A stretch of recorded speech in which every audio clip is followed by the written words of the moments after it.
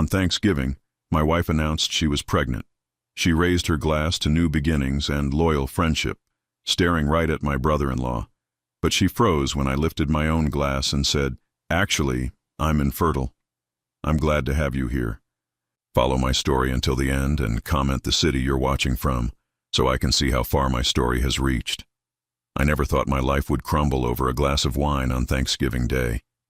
At 64, I believed I had weathered all of life's storms. I was wrong. The dining room felt unusually tense that Thursday afternoon. Margaret, my wife of 22 years, had been acting strange all week. She kept humming under her breath, touching her stomach absent-mindedly, and exchanging those peculiar glances with my brother-in-law Derek whenever she thought I wasn't looking. But I noticed everything. After 4 decades in business, you learn to read people. The turkey sat golden brown at the center of our mahogany table, surrounded by all the traditional fixings Margaret insisted on every year. Our usual guests were there, Derek and his wife Linda, my sister Patricia, and Margaret's elderly mother, who always found something to complain about. The conversation flowed as predictably as always until Margaret stood up, her wine glass trembling slightly in her manicured fingers. "I have an announcement," she said, her voice carrying an odd mixture of excitement and nervousness. The room fell silent except for the soft clink of silverware being set down. Margaret smoothed her burgundy dress over her stomach and smiled in a way that made my chest tighten with unease. "I'm pregnant." The words hung in the air like smoke. My fork slipped from my hand, clattering against the china plate. Around the table, reactions were mixed. Patricia gasped, covering her mouth with both hands. Linda's eyebrows shot up in surprise. Margaret's mother just stared, her wrinkled face unreadable. But it was Derek's reaction that made my blood run cold. He wasn't surprised. His face held the careful expression of someone trying to look shocked while failing miserably.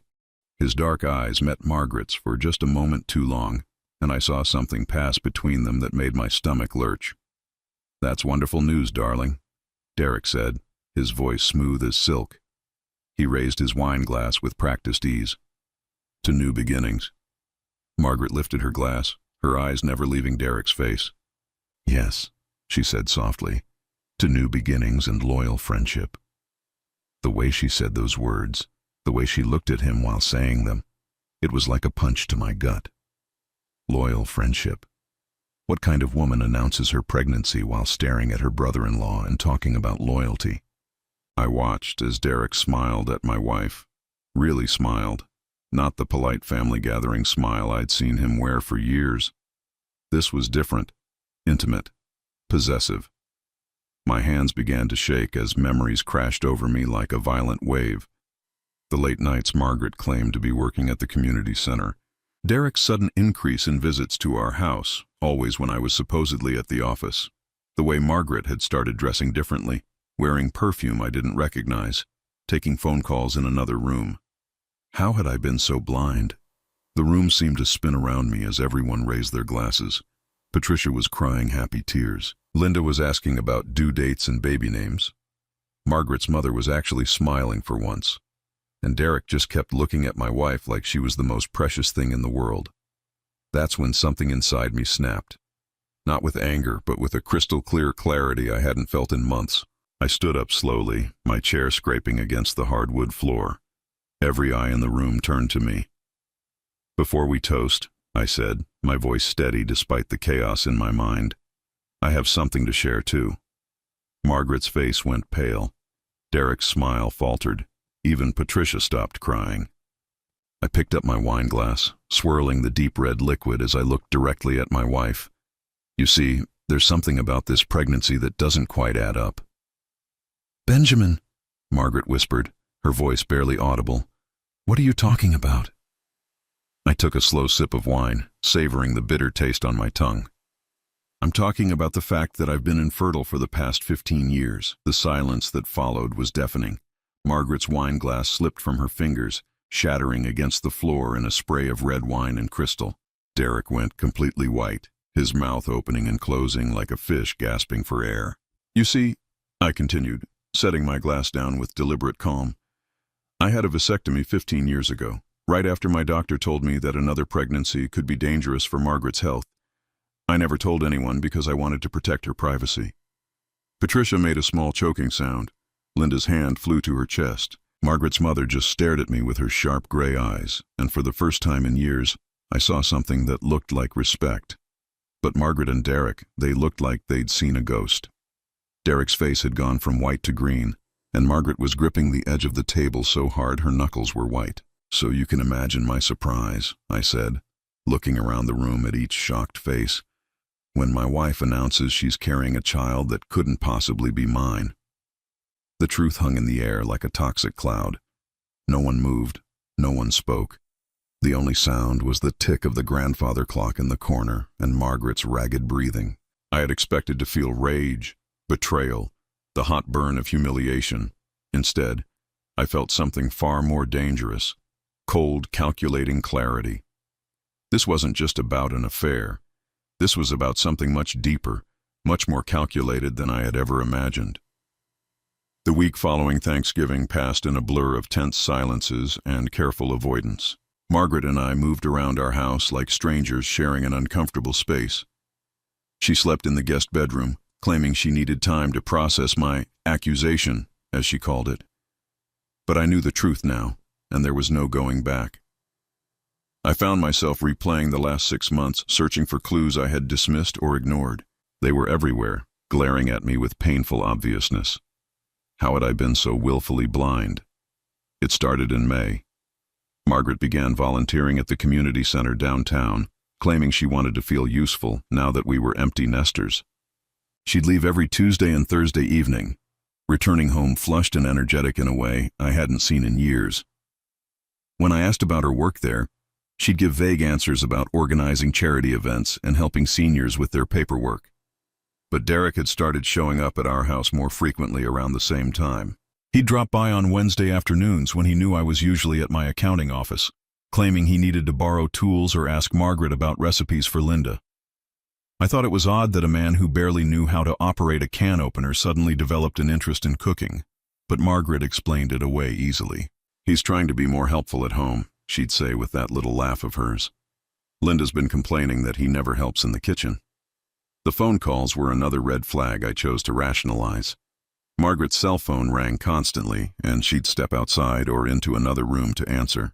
When I asked who was calling so frequently, she'd claim it was her mother or Patricia or someone from the community center. But the conversations I overheard were whispered and brief, ending abruptly whenever I entered the room. Then there were the new clothes. At 59, Margaret had always dressed conservatively, favoring muted colors and comfortable fabrics. But suddenly her wardrobe transformed. Bright colors appeared, form-fitting dresses, expensive lingerie I discovered by accident when doing laundry. When I complimented her on a particularly stunning blue dress, she blushed and said she wanted to feel young again. "Is that wrong?" she'd asked, touching the fabric self-consciously. "Don't I deserve to feel attractive?" I assured her she was beautiful, pushing down the uncomfortable feeling that she wasn't dressing up for me. We hadn't been intimate in months, not since she claimed her hormones were making her feel unwell. Yet she looked more radiant than she had in years. The Tuesday after Thanksgiving, I decided to drive past the community center during one of Margaret's supposed volunteer sessions. The parking lot was nearly empty, and through the windows, I could see the building was dark except for a single security light. Margaret's car was nowhere to be found. My hands gripped the steering wheel as the implications sank in. Where was she? Who was she with? But deep down, I already knew.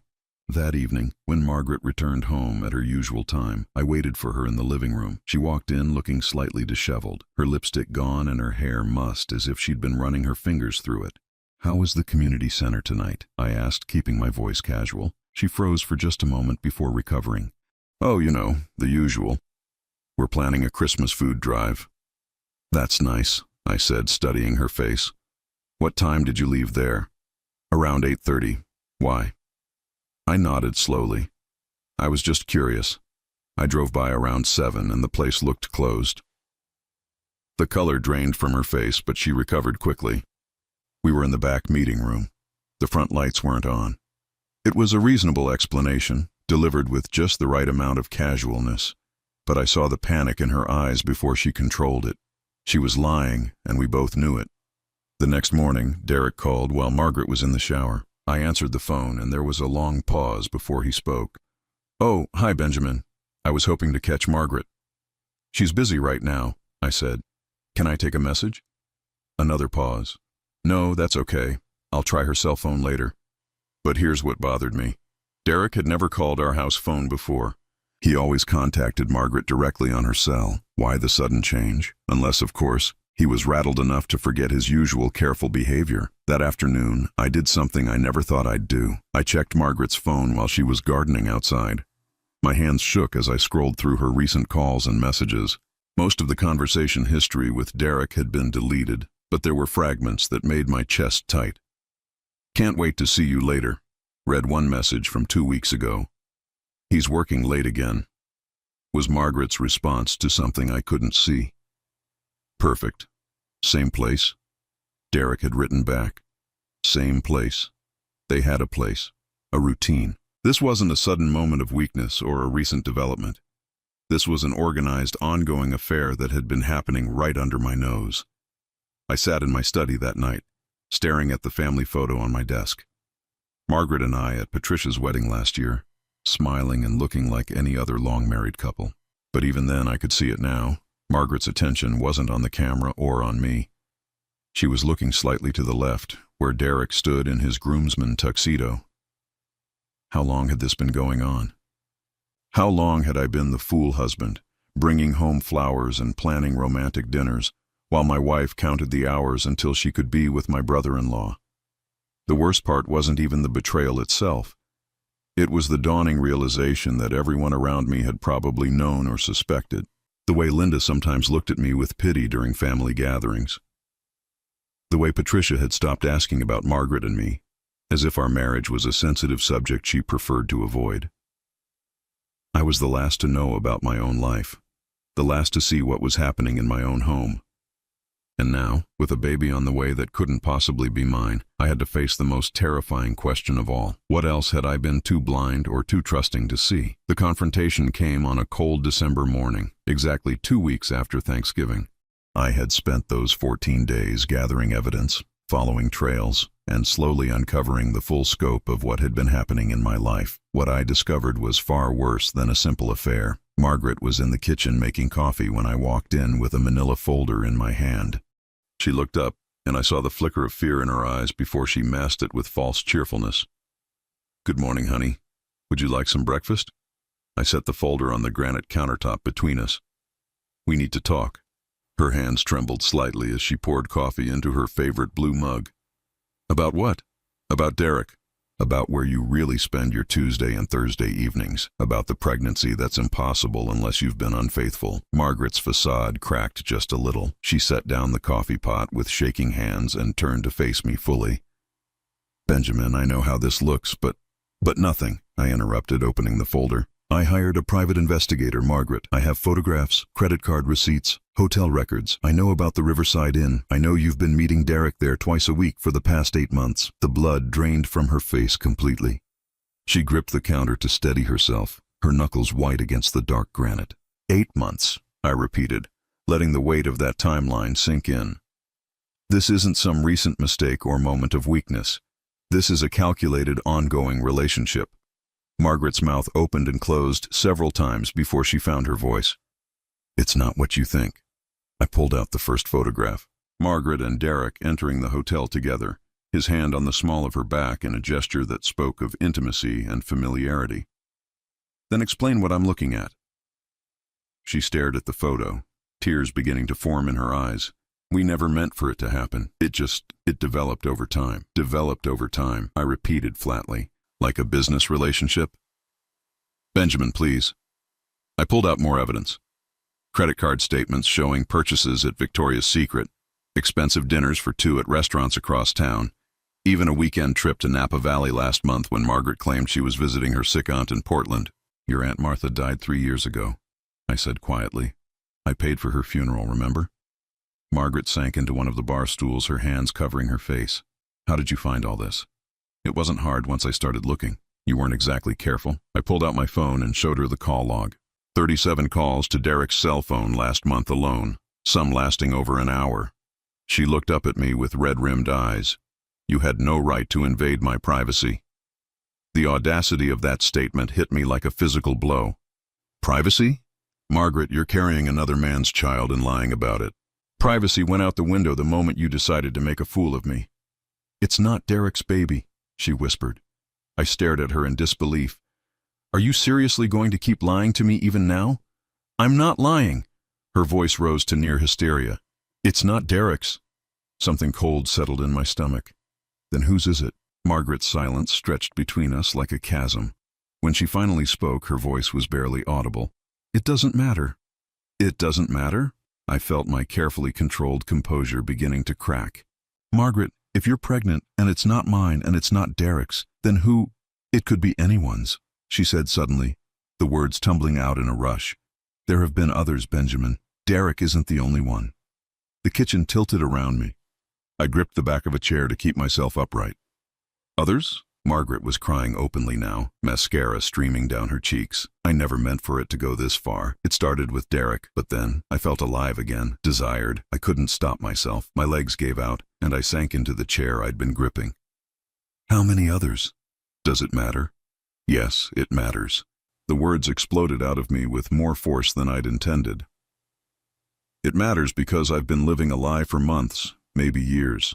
It matters because you've been exposing me to God knows what diseases. It matters because you've been using our home, our marriage, our life as cover for your affairs. Margaret flinched at each accusation. I used protection. I was careful.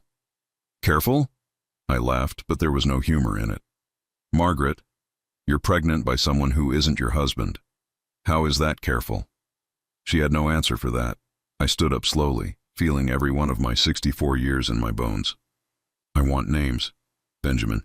Names, Margaret. I want to know who else has been laughing at me behind my back. She shook her head. I can't do that. You can and you will, or I'll make sure everyone in this town knows exactly what kind of woman you are. Margaret's eyes flashed with anger. You wouldn't dare. Try me. We stared at each other across the kitchen that had once been the heart of our home. This woman I'd loved and trusted for over 2 decades was a stranger to me. Worse than a stranger. She was an enemy who had infiltrated my life and destroyed it from within. Dr. Morrison, she whispered finally, my family doctor, the man who had been treating both of us for 15 years. The man who knew about my vasectomy and had been sitting across from us at dinner parties, knowing full well that any pregnancy Margaret announced couldn't be mine. Who else? Benjamin, please. Who else, Margaret? Tom Rodriguez from the hardware store. Bill Stevens from your golf club. Each name was like a knife twist. And your brother-in-law isn't just Derek. My blood turned to ice. What does that mean? Margaret's voice was barely a whisper. Patricia's husband, James. It happened twice last summer when Patricia was visiting her mother in Florida. I thought I might vomit. James, Patricia's husband of 30 years. My sister's husband. The man who called me his best friend. Who I'd trusted with business advice. Who I'd lent $15,000 to last year when his construction business was struggling. Does Patricia know? Margaret shook her head. Does anyone know? Besides you and these men? She was quiet for so long I thought she wouldn't answer. Then, in a voice so soft I almost didn't hear it, she said, Derek knows about some of the others. He helped arrange some of the meetings. The world stopped spinning. Derek hadn't just been sleeping with my wife. He'd been pimping her out, arranging liaisons, turning our marriage into some sick game. I stood up and walked to the window, staring out at the garden Margaret and I had planted together 5 years ago. Everything was dead now, brown and brittle from the winter frost. It seemed fitting. How long have you been lying to me, Margaret? Benjamin. How long? 3 years, she whispered. It started 3 years ago. 3 years. 3 years of lies, manipulation, and betrayal. 3 years of me trusting her, loving her, planning our future together while she was busy destroying everything we'd built. I turned back to her, and she must have seen something in my expression that terrified her because she stood up and took a step backward. I want you to pack a bag, I said calmly. I want you out of this house by tonight. Benjamin, we can work through this. No, I said firmly. We can't. This marriage is over. Margaret's face crumpled. Where am I supposed to go? I felt no pity, no sympathy, no regret. just a cold, clear certainty that this chapter of my life was closed forever. I don't care where you go, but you're not staying here. Margaret left that night with 2 suitcases and a stream of threats about what her lawyer would do to me. She expected me to beg, to fight, to make a scene. Instead, I helped her carry her bags to the car and watched her drive away without saying a word. She had no idea that her departure was exactly what I'd been planning for. The next morning, I began the most important work of my life. Not the accounting that had paid our bills for 40 years, but the careful, methodical dismantling of the life Margaret thought she could return to whenever she decided she was done playing games. First, I called my lawyer, Robert Chen, a sharp man in his 50s who specialized in complex divorces. I'd chosen him carefully after researching divorce attorneys for 3 weeks. "Benjamin," Robert said, settling behind his mahogany desk, "I've reviewed the evidence you provided. Your wife's attorneys will have a very difficult time arguing for any significant settlement." I nodded. "What about the house? The house is in your name only. You purchased it 5 years before your marriage with inheritance money from your father. She has no legal claim to it." That was the first piece of good news I'd had in weeks. Margaret always assumed the house was community property. She decorated it, entertained in it, treated it as her domain for over 2 decades. But legally, it was mine alone. The business accounts? Also protected. Your accounting firm was established before the marriage, and you've kept meticulous records showing that all business income was kept separate from joint marital assets. I had been careful about that, more careful than Margaret ever realized. Growing up during the Depression had taught my father the value of protecting assets, and he'd passed those lessons on to me. What about her credit cards? Robert smiled grimly. Since they're in your name and you're not legally separated yet, you have every right to cancel them immediately. That afternoon, I made a series of phone calls. American Express, Visa, MasterCard. Each account was closed with a simple explanation: suspected fraudulent activity. The customer service representatives were sympathetic and efficient. By evening, Margaret's unlimited access to money was gone. But I wasn't finished. I drove to the Riverside Inn where Margaret and Derek had been conducting their affair. The desk clerk, a young woman with tired eyes, recognized the photos I showed her. "Oh yes, Mr. and Mrs. Johnson," she said. "They've been regulars for months. Always room 212. Always paid cash. Mr. and Mrs. Johnson." They'd been playing house under fake names, living out some fantasy romance while I worked 60-hour weeks to pay for the life Margaret claimed to treasure. "I'm a private investigator," I lied smoothly. "Their spouses hired me to document their activities.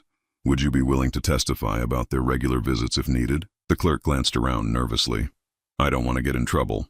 I pulled out $500 in cash. "This is for your time and cooperation. All you'd need to do is confirm what you just told me." The money disappeared into her pocket quickly. "Of course, whatever you need." On Thursday evening, I put the next phase of my plan into action. I drove to Derek's house and parked across the street, waiting. At 7:15, exactly when Margaret usually left for her community center meetings, Derek's garage door opened and his silver BMW pulled out. I followed him to a small apartment complex on the other side of town. Margaret's car was already there. They weren't even trying to be discreet anymore, probably assuming I was too broken or too stupid to follow them. I waited in my car for 2 hours, taking photographs with the long lens camera I'd purchased. When they finally emerged, Derek's hand was possessively on Margaret's back, and she was laughing at something he'd said. They looked like a couple celebrating, completely comfortable in their betrayal. That's when I knew Derek was expecting to move into my place in Margaret's life permanently. He thought I'd be the bitter ex-husband writing alimony checks while he played stepfather to a child that might not even be his.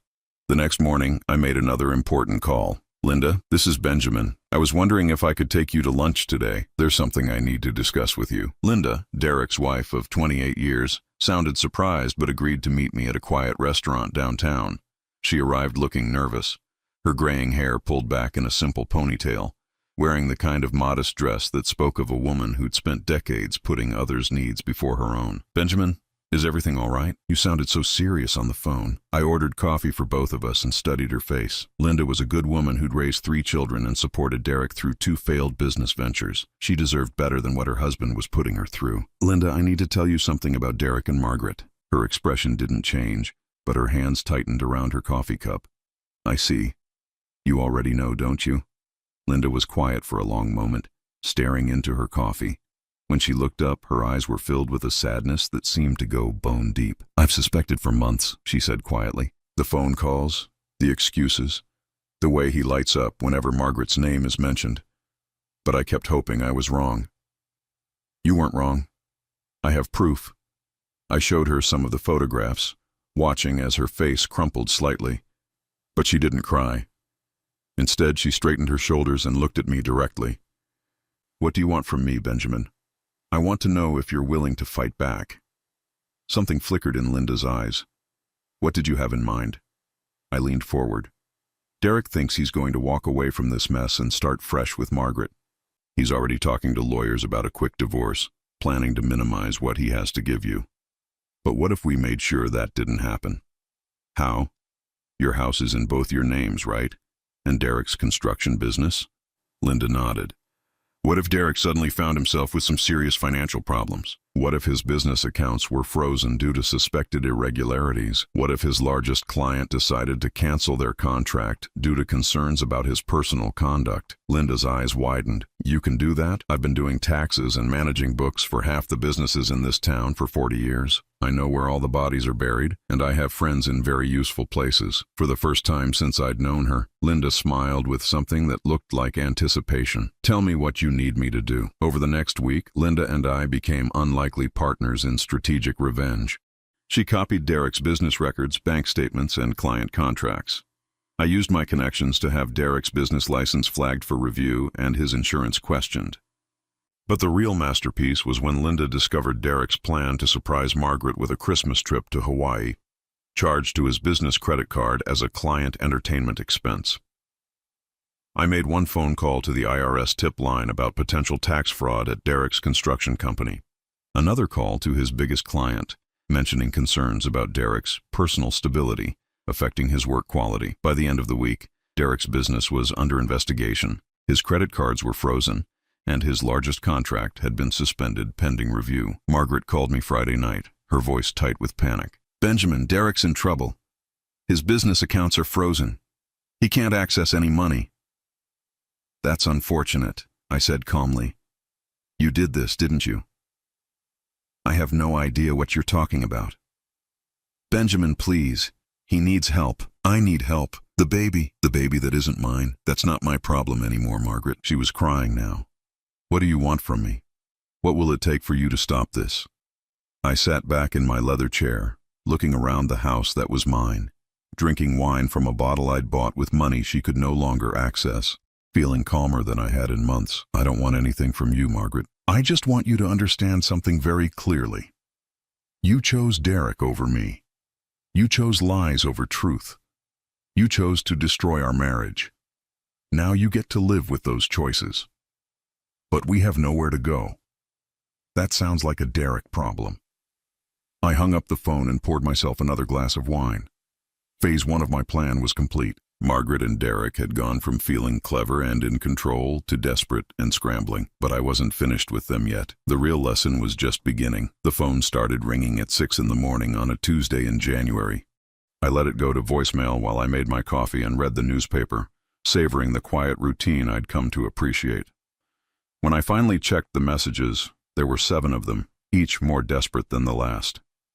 "Benjamin, it's Patricia. Please call me back. There's been a terrible misunderstanding." "Uncle Ben, it's David." That was Patricia's eldest son. "Mom is really upset. She says you're trying to destroy the family." "Benjamin, this is James. We need to talk man to man. This has gone too far." The last message was from Margaret herself, sobbing so hard I could barely understand her words. "Benjamin, please. Derek lost everything. The baby is due in 3 months. We're living in a motel. Please, I'm begging you." I deleted every message without finishing them. The truth was, Derek hadn't lost everything because of my actions alone. When Linda and I started digging into his business practices, we discovered he'd been cutting corners for years, using substandard materials, bribing inspectors, skimming money from client accounts. My phone calls to the authorities had simply brought existing problems to light. But the family didn't know that. To them, I was the villain who'd suddenly developed a vindictive streak and was using my business connections to destroy an innocent man's livelihood. That afternoon, Patricia showed up at my door unannounced. My sister looked haggard, her usually perfect makeup smudged and her graying hair pulled back carelessly. She pushed past me into the living room without waiting for an invitation. "We need to talk," she said, turning to face me with her hands on her hips. "Hello to you too, Patricia." "Don't you dare act casual with me. Do you have any idea what you've done?" I settled into my favorite armchair and gestured for her to sit. She remained standing, pacing back and forth like a caged animal. "I'm not sure what you mean." "Derek's business is ruined, Benjamin. Ruined.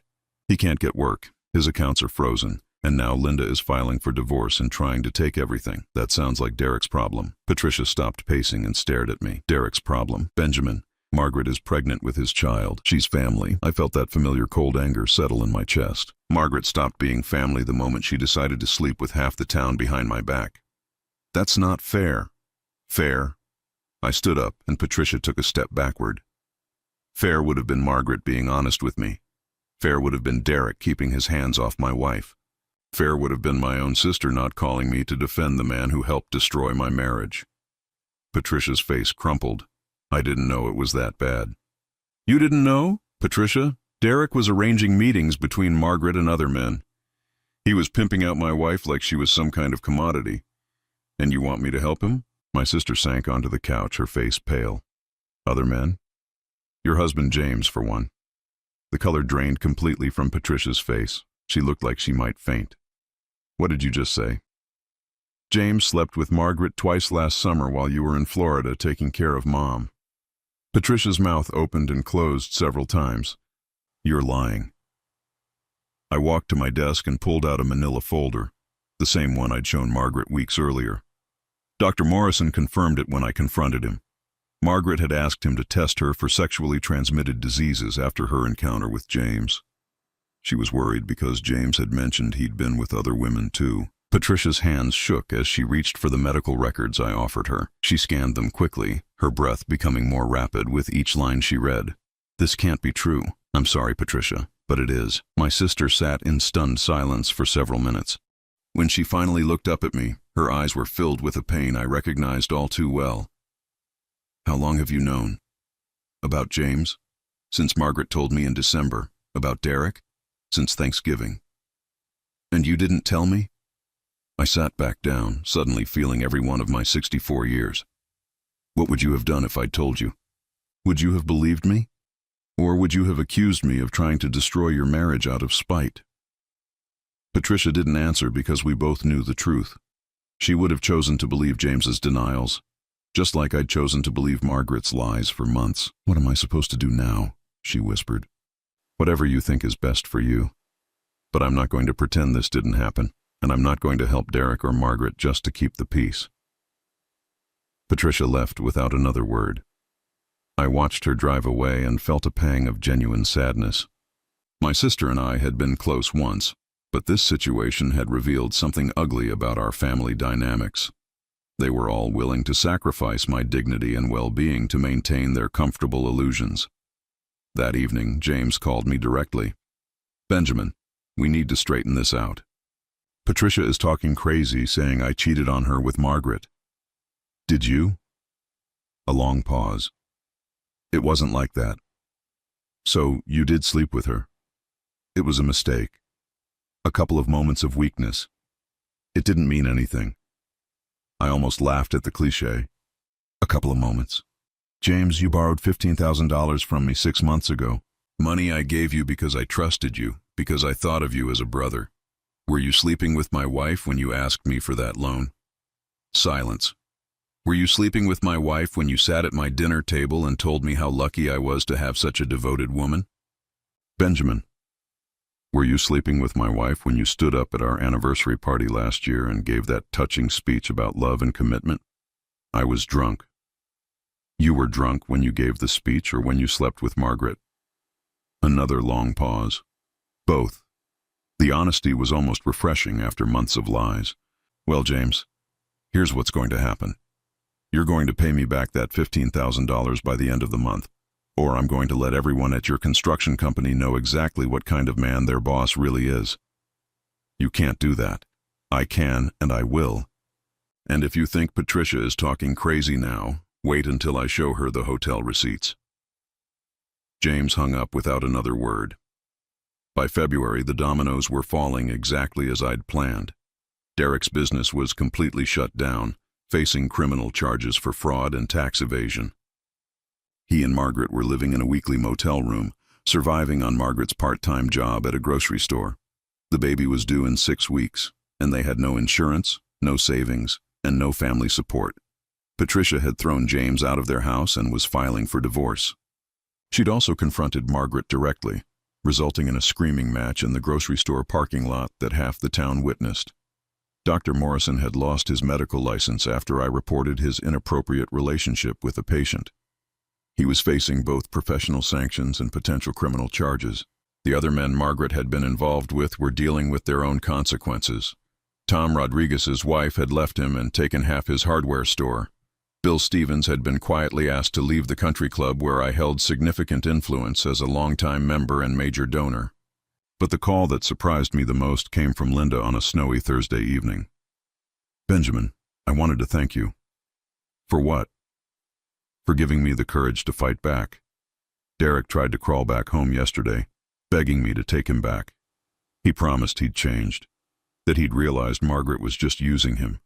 "What did you tell him?" Linda laughed, and it was the happiest sound I'd heard from her in years. "I told him that if Margaret was using him, then he got exactly what he deserved, and then I had him served with divorce papers. Good for you. I also wanted you to know that I'm keeping the house and his share of the business. My lawyer says Derek's criminal charges make it easy to prove he squandered marital assets through illegal activities." After we hung up, I sat in my study looking at the photo on my desk. It was a picture of Margaret and me from our honeymoon in Tuscany 22 years ago.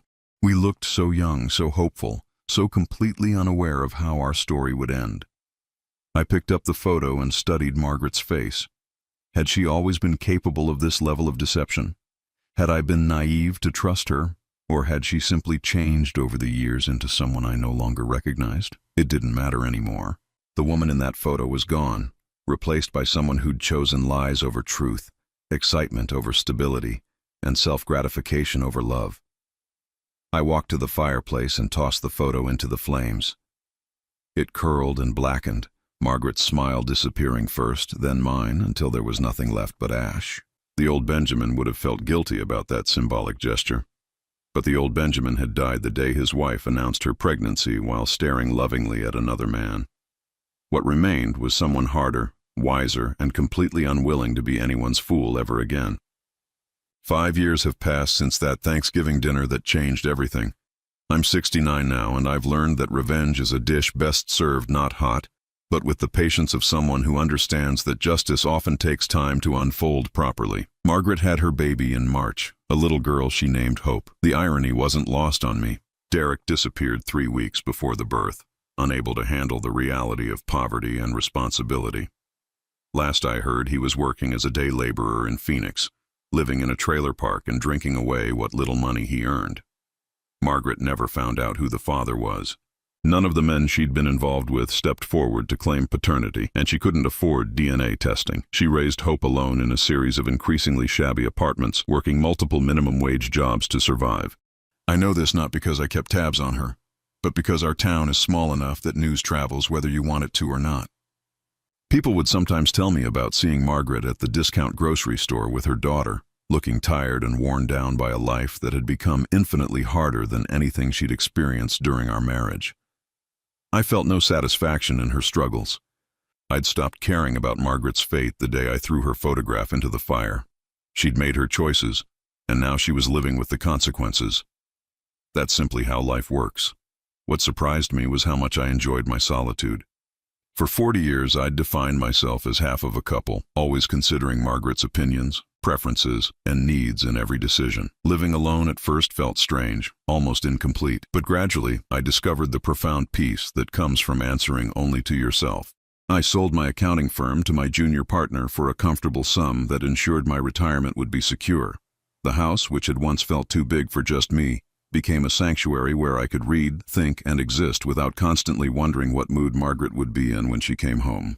I started taking cooking classes, something Margaret had never allowed because she considered the kitchen her domain.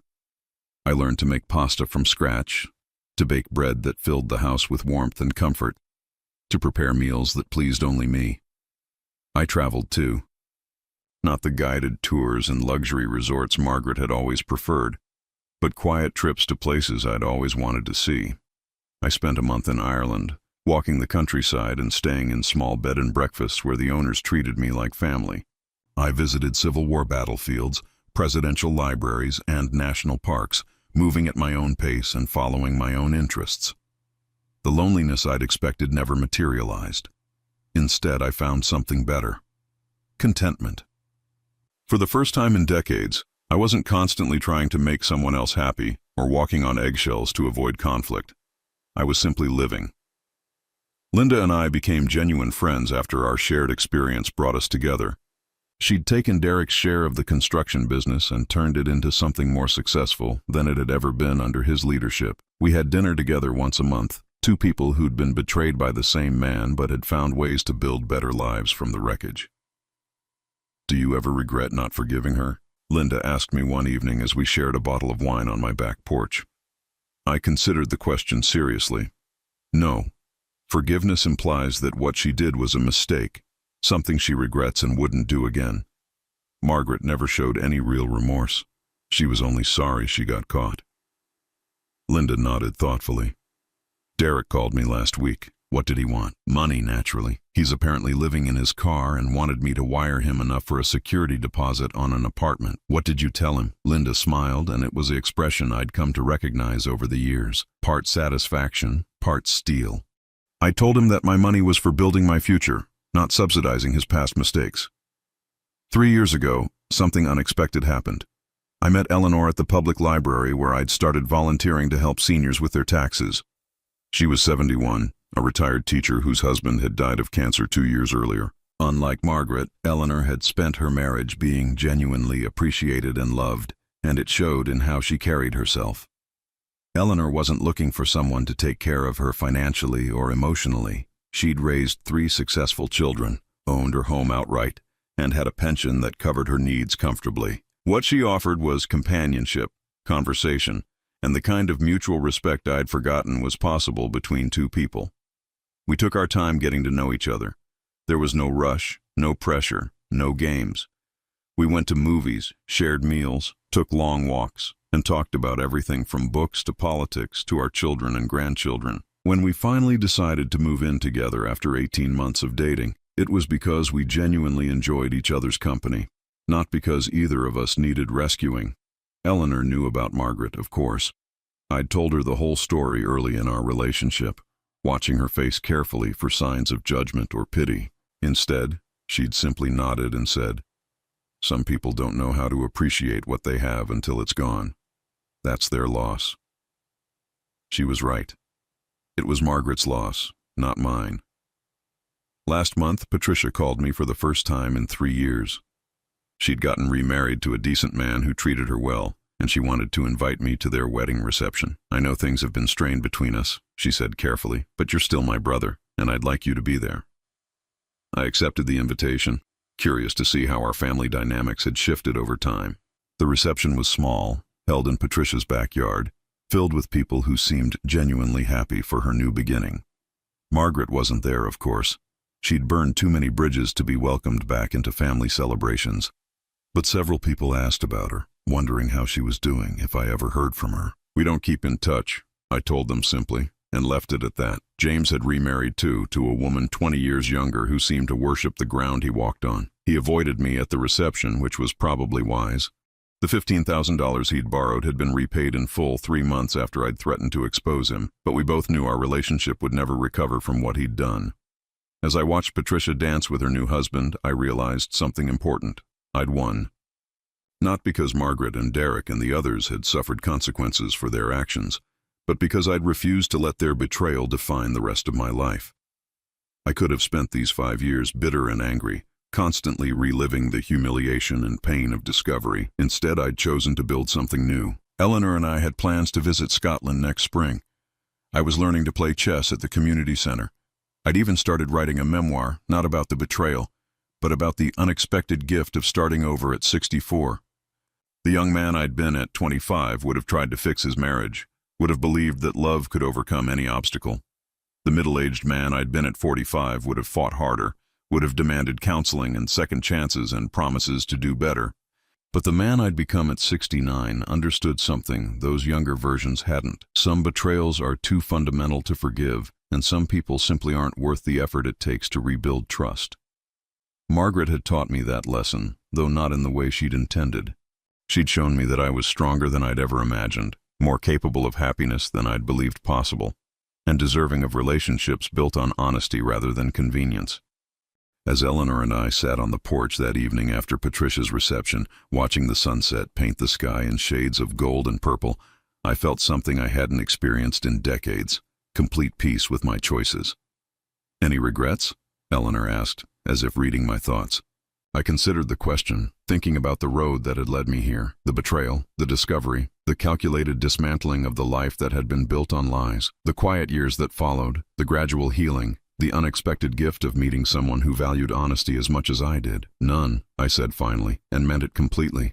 The old Benjamin had died the day Margaret announced her pregnancy while staring at another man. But something better had been born from that death. A man who knew his own worth, who refused to accept less than he deserved, and who understood that sometimes the greatest victory is simply walking away and building something better. Margaret had given me one last gift, though she'd never know it. She'd forced me to discover who I really was when everything I thought I knew about myself was stripped away. And that man, it turned out, was someone I could finally respect.